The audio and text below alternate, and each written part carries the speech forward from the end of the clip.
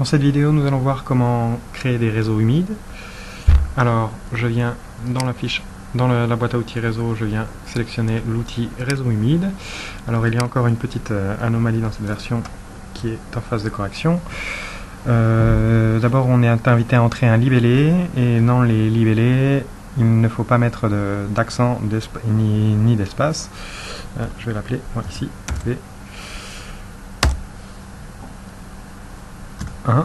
et je vais choisir type au pluvial, et je rentre une pente moyenne, donc c'est une pente moyenne en pourcent. Je vais dire que c'est une pente de 5%. Alors, petite anomalie, on va être obligé de créer le contour, on ne peut pas encore cliquer la ligne avec cette version, ce sera corrigé très rapidement. Pour l'instant, on vient créer contour, une boîte de création de ligne s'ouvre, et je vais pouvoir venir sélectionner mon réseau. Alors, un petit rappel sur les outils d'accrochage. Donc ici, par défaut, il me propose de m'accrocher sur le sommet.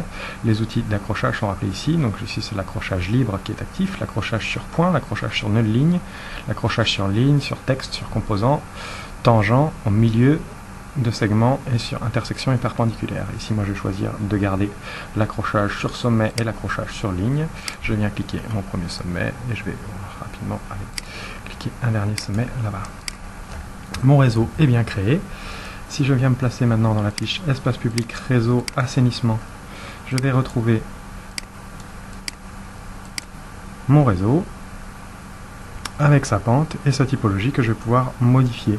Si je veux voir à quoi correspond la typologie, je viens dans la bibliothèque réseau au niveau réseau humide, et ici je vais retrouver mon réseau d'eau pluviale, et j'ai un contenu d'énergie grise en kWh par mètre linéaire qui est indiqué, et le code nature, donc le code graphique, donc le style de trait, la couleur et l'épaisseur et le calque des traits qui seront associés à nos réseaux humides, qui est défini ici.